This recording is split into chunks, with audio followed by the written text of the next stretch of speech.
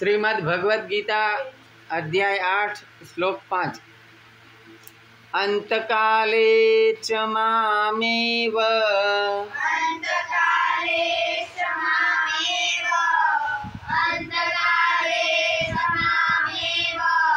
स्मरन् मुक्त्वा कलेवरम्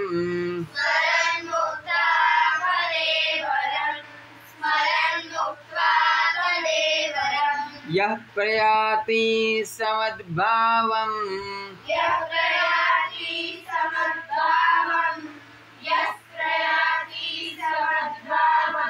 याति नास्त्यत्र संशयः।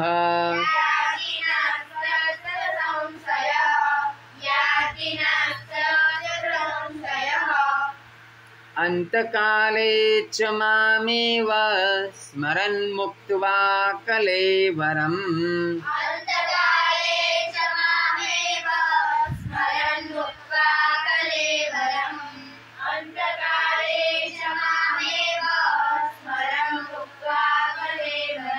यः प्रयाति समद्भावम् याति नास्त्यत्र संशयः।